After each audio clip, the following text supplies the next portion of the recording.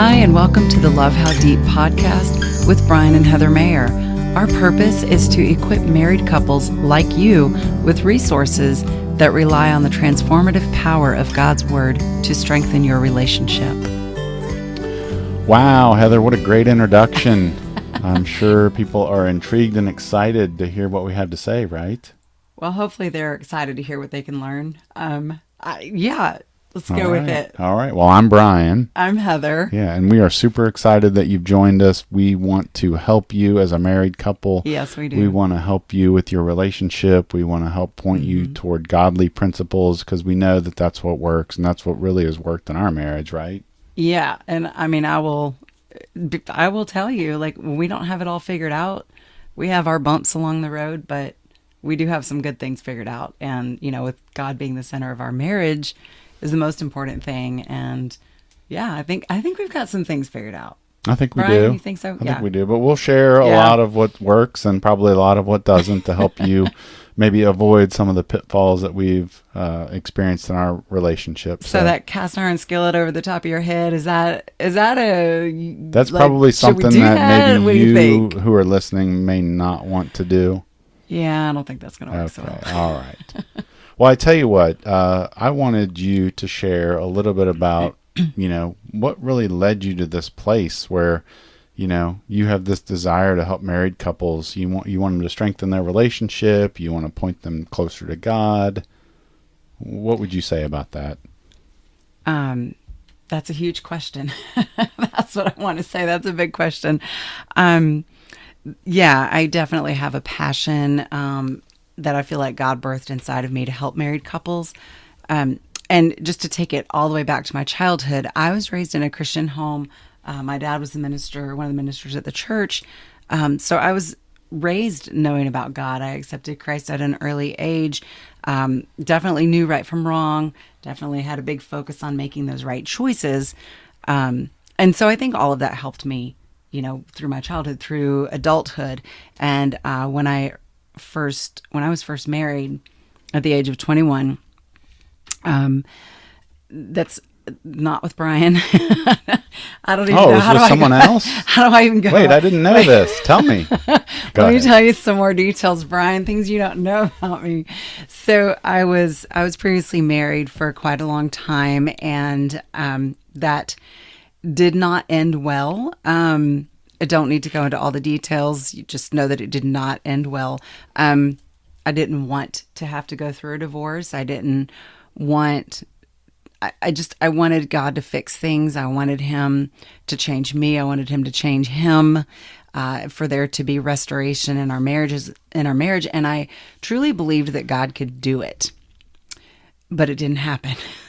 And so I'm left with all of that baggage and junk inside of me. And so we fast forward to Brian. When he enters the picture, he terrified me because he was a man, and I just had a lot of issues there. He's over here saying, what'd I do? I'm being quiet. He's making faces, y'all. If only you could see him. But with everything that I had been through, I really didn't want to be one of those kinds of women that was so bitter and negative about just that on marriage, basically, that all men were horrible and evil and of the devil. I didn't want to be that way, even though, honestly, I did feel that way at first. But God brought me a long way, as I was healing. It took a long time for me to heal, but I still had this strong belief that God created marriage, starting with Adam and Eve, and he wanted that. He wants us to have beautiful, strong marriages that encourage other people. And I believed that could still happen. So Brian comes along and I have a lot to deal with there. But I feel like through our friendship, very long friendship and dating and in our marriage, I feel like God taught me that what Satan meant for bad, he could turn to good. In Genesis 50, verse 20, it says, "As for you, you meant evil against me. God meant it for good." And in Romans 8:28, it says, "And we know that in all things God works for the good of those who love him, who have been called according to his purpose." So why I had to go through all that junk, I don't know. But what I do know is that I can take that and I can apply the things that I've learned, like how to communicate. That was a huge one for me, and how to forgive and how to trust. I could apply those things that I learned to the marriage that Brian and I have. And I can, you know, those, I guess that's my platform, or really my soapbox, right, Brian? It's my Mm-hmm. soapbox. Like, I It want is. this for other people. I want them to get it, to understand what it means to forgive and what it means to let go of those hurts from the past and not continue to carry that baggage around. And it just, I guess all of that just spurs me on to want to help other people, you know, short of like banging their heads against the wall or something. I just want people to get it, to understand it, to apply it to their marriages, in all areas of their lives. And so I have this passion that's born inside of me. You know, it's all about like creating new habits, starting with, you know, Jesus being the center of my life, to it being the center of our marriage, to learning how to communicate the right way, to learning how to forgive, to resolve conflict in different ways. And one thing that I have learned is that marriage is hard work, but it's worth it. And when you want something badly enough, you're going to do whatever it takes to get it. Would you agree with that, Brian? I would agree. Yeah. Yeah. For sure. What about So, you? yeah, What sure. what drives you to do this? Yeah. So my story, we have some similarities, but we have a lot of differences too. And I think how we were raised and what we experienced. And I experienced probably a lot more heartache as a child, being a child of divorced parents. I want to say when I was 2 or 3 years old. So that's pretty much what I knew. Both of my parents were remarried, but I mean, I have to say, I probably saw some things that were good about marriage, but I saw a lot of what was not good about marriage. And you know, the nice thing though, growing up, that even though I was part of broken homes, I was actually sent to church as a child, even though, you know, my father and my stepmother really at that time weren't really following Christ. Church wasn't really that important to them.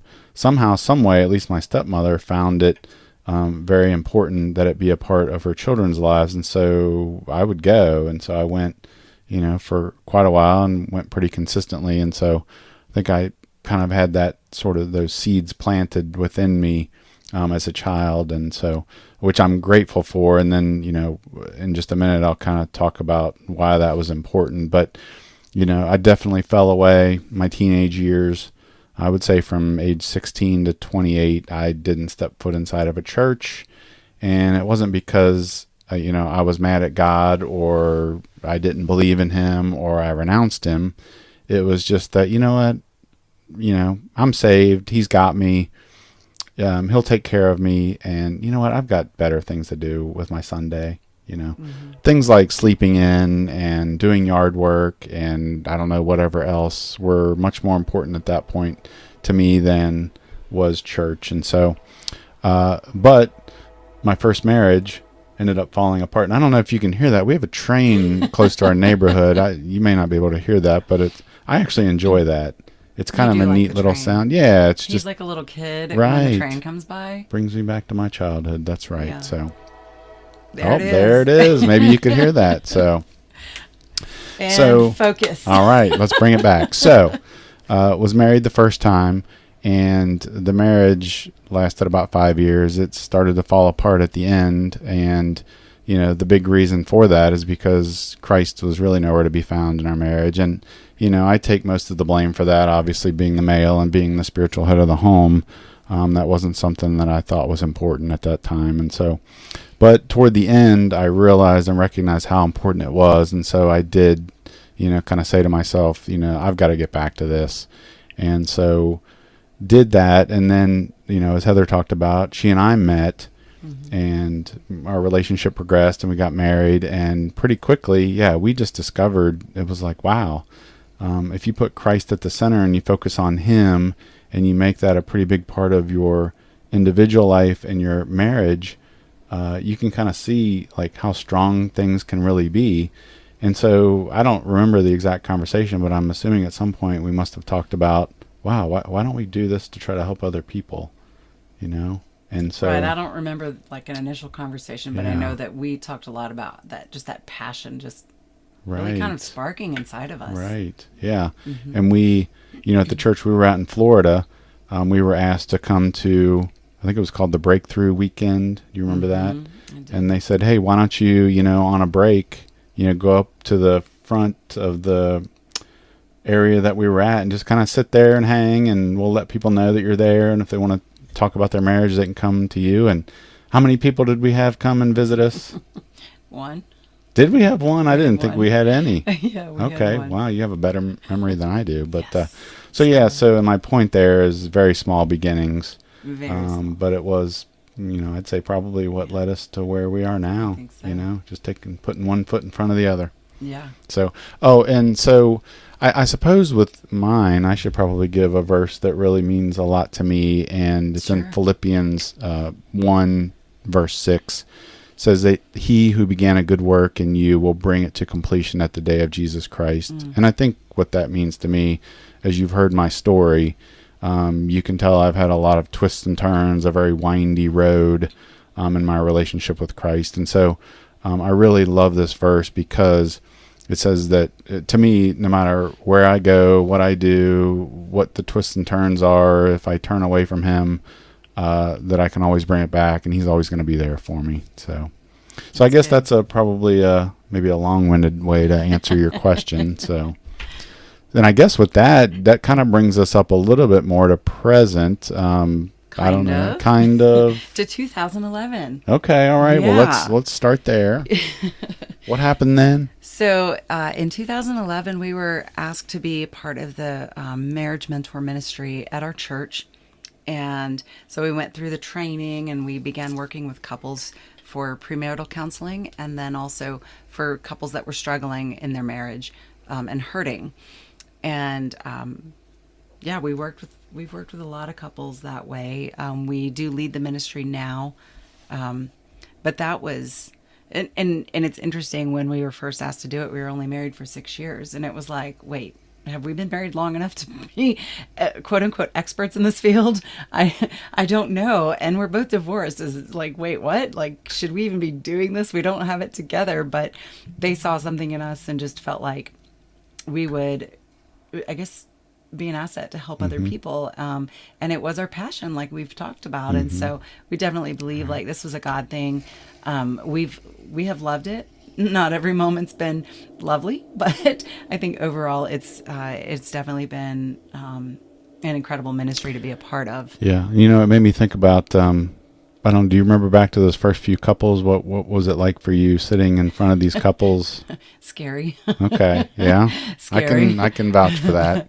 Right. Feeling like I don't know what I'm doing, even though Yes. I've been trained. Right. And yeah, Yeah, and I call it the imposter syndrome, yes, where we wait to see if someone's going to figure out that we are a fraud. yeah, And we don't yeah. know what we're doing. We don't know what we're talking about. But at the end of the day, we do know that the Lord just cares about our availability, not our ability. So, That is true. but yeah, I was just as nervous Thank as you goodness. were. Yes. And really, if you want me to admit, I mean, I even find that happening now to me. Yeah. You It know. can still be nerve wracking now. Yes, it sure can. Yeah. So, and then, so we were in this ministry for a couple of years, and then something kind of hit me that I was enjoying it, even though I did just talk about how scary it was, just like Heather. But, and couple that with being burned out in the corporate world, and I just said, you know what? I think doing something like this professionally might be what I would like to do. And so I had prayed about it. Didn't say a word to Heather, which No, probably, he didn't. yeah, in hindsight was probably not the right thing to do, because I had gotten so much further along in my thought process for this whole thing, and this was a pretty big deal. And so when I sort of came to her and said, hey, honey, I would like to go ahead and quit my corporate job. I know I make 2/3 to 3/4 of our family income, but I'd like to quit and go back to school. And yeah, how was that for you? Terrifying. And I told him, no, he can't do that. Brian, you cannot do that. You know, I'm a teacher and I make no money, right? That's right. Like, this Yeah. is like, what? Yeah. Yeah, that was a little bit of insanity. I was completely shocked. And yeah, but yet here we are. Yes, here we are. He And did go to school. I obviously had to do a lot of praying about that too, and a lot of discussion, and just, yeah, a right. lot of trust, a lot of faith. Yeah. And so here I am, since 2014, doing what I Yes. love, helping couples professionally. We're doing Yes. it as mentors. I mean, I couldn't ask for anything better. So it's just been a wonderful journey. And then Yeah. I think that brings us a little bit more fast forwarded to, There's a really long backstory about right, us, right, Brian. Speed it up. right. Well, I tell you what, tell us, you want to talk a little bit about what Niagara Falls in 2016 did for us? Yeah, so in 2016 we went on vacation to Niagara Falls, and if you've ever been there, you know what we're talking about. It's just this vast amount of water, and where does it come from and where does it go, and it never runs out, and it was just incredible, and it just made us think of God's love and how deep it is, um and how everlasting it is. He doesn't run out of love for us. It's always flowing into us if we'll just accept that. It just, yeah. Am I covering all of that, Brian? Am I just rambling endlessly now? No, yeah, I would say you're right. It's really the closest thing on earth that I've ever come to where I started to recognize and realize the power of God's love. And Yeah, so, yeah, it just had such an impact. And that's really what's led to the birth of Love How Deep, which really didn't start for another 5 years. So I yeah, guess that's somehow true. that idea was percolating, was kind of in the background. I don't know Yeah. if God was preparing us. I always say his timing is perfect. Yes. We want to either jump ahead or sometimes we don't want to do anything at all because we're fearful. But Who, me? yeah, in the relationship, I'm sometimes the one that wants to put my foot on the pedal, and then Heather likes to. Put the foot on the I'll brake. be nice and say she gently taps the brakes. So, but It and makes us a good team. right, that's right. And so, so yeah, that's really where it was born, and so that's why we're doing what we're doing now. Is we just want to help couples like you for sure, and I'll say too I guess the passage in the Bible that really was brought to us as part of this journey to Niagara Falls and now to Love How Deep was in Ephesians chapter 3. It's 16 through 19. I don't know, do you want to read that? Sure. I pray that out of his glorious riches he may strengthen you with power through his Spirit in your inner being, so that Christ may dwell in your hearts through faith.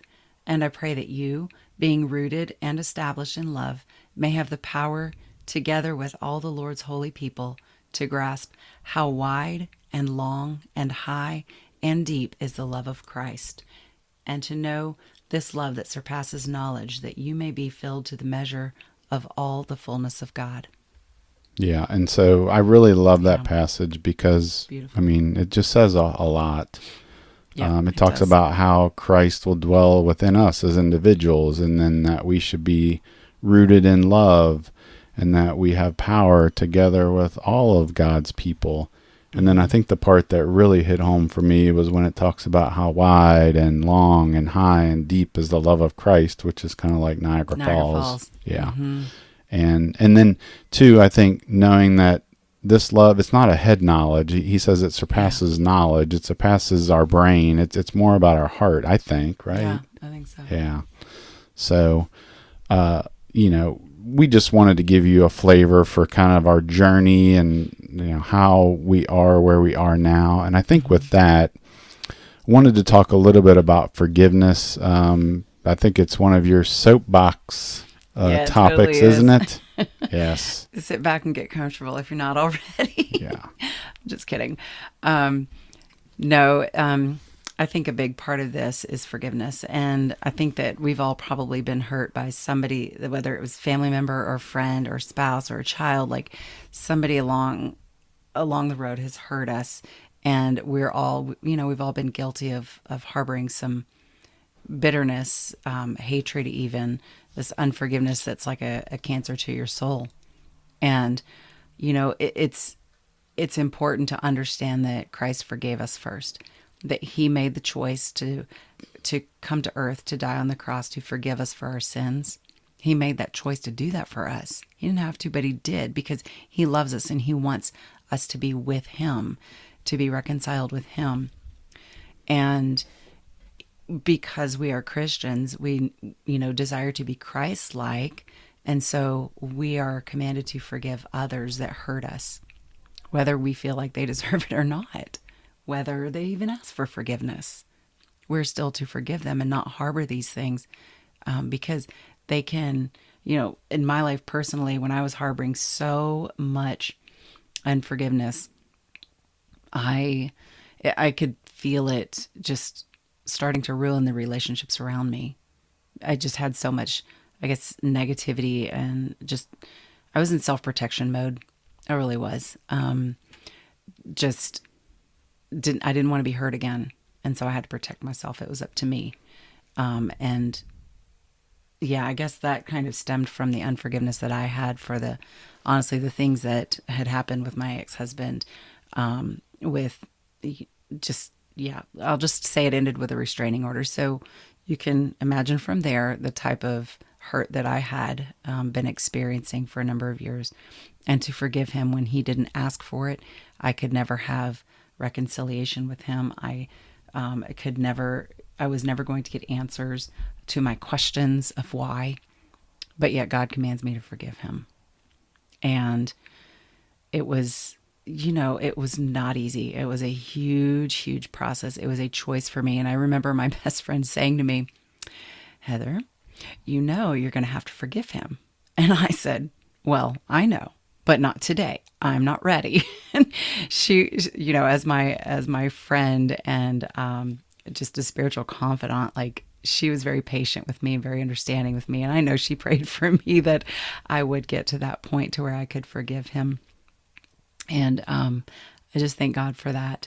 But she was right. I was going to have to do that someday. And when I was finally able to, it was literally a choice that I made. And I was like, okay, all right. Like, I felt like God telling me, Heather, the stuff that you're holding on to is nothing compared to what I have for you if you just give that to me. And I was like, whoa, tears just streaming down my face. Like, can I do this? It's crazy. And I learned that it was a choice every single day, sometimes every hour. It was a choice that I was going to make. Jesus had a choice and he made it. He chose to forgive us. And I have a choice to forgive my ex-husband and to forgive anyone else along the road that has hurt me. I made that choice. It was not easy, and I eventually got to the point to where I could think about the hurt that was done, and I don't feel like it was about me. I feel like I'm talking about a movie, and not a very good movie. That's what it feels like. It doesn't feel personal anymore, I guess, if that makes sense. It just doesn't feel personal. It doesn't hurt, and I can pray for him. And I feel like that is just a true measure of forgiveness right there. And understanding that, and understanding like how Christ was able to heal me, and bring me to that point. Yeah, I guess that's why it's a big passion of mine for people to understand this forgiveness, no matter what it looks like, that no matter what the hurt looks like. Yeah. Amen. Yeah. Amen to that. Yeah. Thank you for sharing that. I know that's been a situation in your past that has been difficult, but I know you've done such an amazing job of moving forward from that and strengthening from that and learning from that. So I really appreciate that about you. And Thank you. I'll be quick about mine. I think my story about forgiveness, it's not about a marriage relationship, but I think it's important to talk about because it really is what kind of helped me learn about what forgiveness was and how to implement it in my marriage and in my life. And it really occurred with my mom when I was about 16, 17 years old, as a lot of teenagers do. It really just was very nasty to her, just said a lot of very hateful things and did a lot of things, I'll just leave it to your imagination as to probably some of the things I did. And there was at some point where, I don't know, maybe it was God, I suppose. I think he was knocking on my heart and kind of saying to me, like, look, you need to make amends. You need to repair what the damage that you have done. And so I remember one day I was sitting on my bed in my room, still living with my mom and my stepdad, and I saw my mom walk by, and I said, "Hey, can you come in here for a minute?" And she did, and she sat down on the bed next to me, and I began to just pour out my heart and just tell her how awful it was with the things that I had said and the things that I had done. And I really just said, would you please forgive me? I don't know if I used that word. I might not have known what that word was at that point, but I asked her for forgiveness, and she could have, thrown it back in my face. She could have said, "I'm not ready for that. You don't deserve that." But I just remember she immediately did, and I think we hugged each other, and it just all kind of melted away at that point. And one of the amazing things about that story is that I want to say maybe 6 months later, she had a really severe aneurysm, was never really the same, lived with it for a couple of years in and out of hospitals, was never back home. And then she passed away from complications due to that. And so I think now that I look back on that, had I never had that opportunity or that moment where God called on me to do that, I think there would be a lot of regret. But I do know that God would have helped heal me no matter what would have happened. But I'm just so glad I got that opportunity to do that. So Yeah, that's good. yeah, and I think that kind of brings us to, well, how does all that work, in our marriage today? And I think probably early on in our marriage, parenting was probably that topic and that thing that happened that we probably both didn't handle very well. And right, I mean, would you say so? Yeah. Yeah.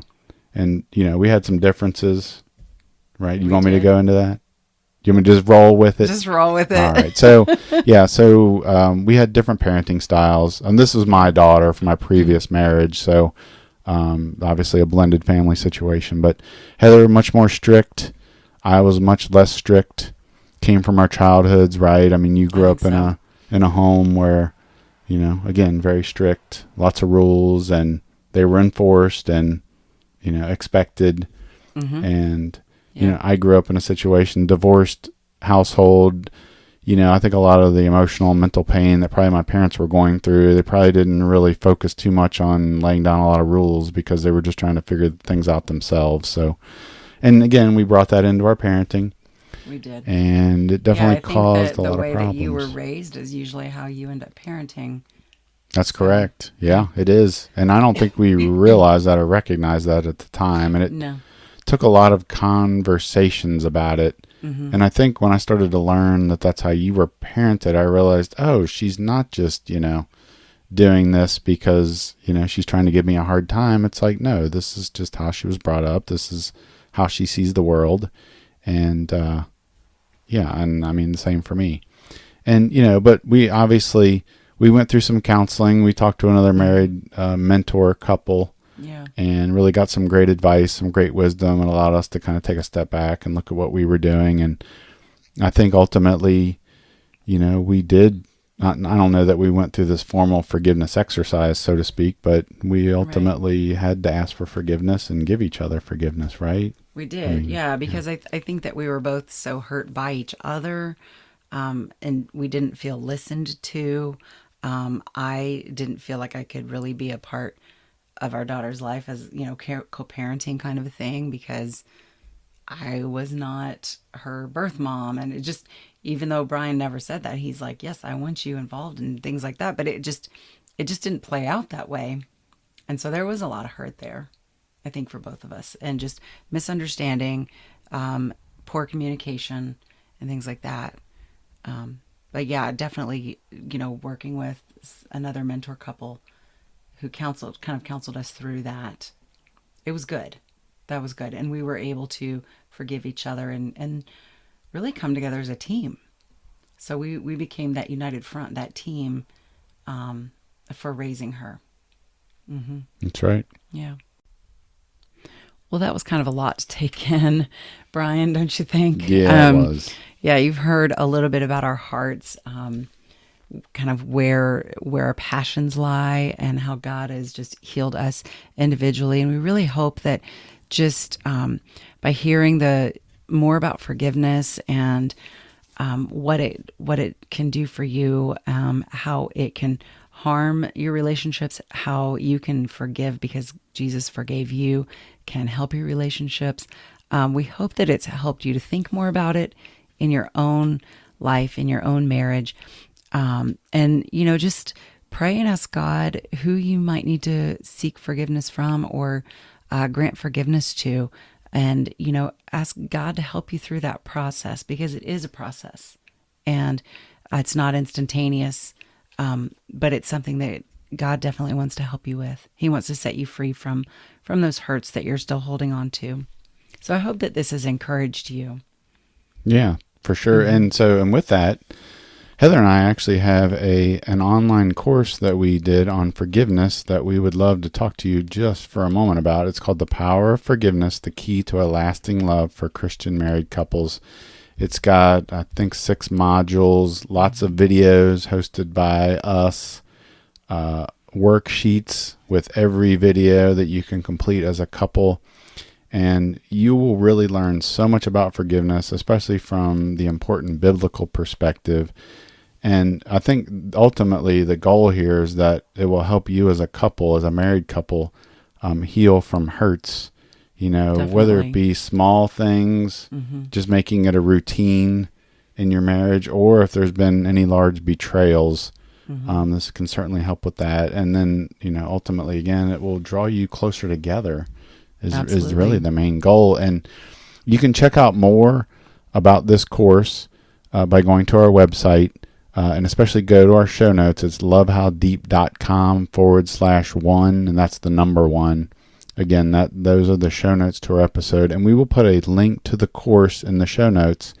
And we're also going to put a special discount code in there for you listening to this first episode. And we hope you will come back, and because we want to give it to you at a discount. And so normally the cost of the course is $297. And right now, don't know how long this will go on, but the code that we are going to put in there right now as we record this episode will be able to get it to you for $97. So, and we just thank you again in advance for purchasing the course and working through it and growing closer together because of it. We really hope that it helps you, Amen to that.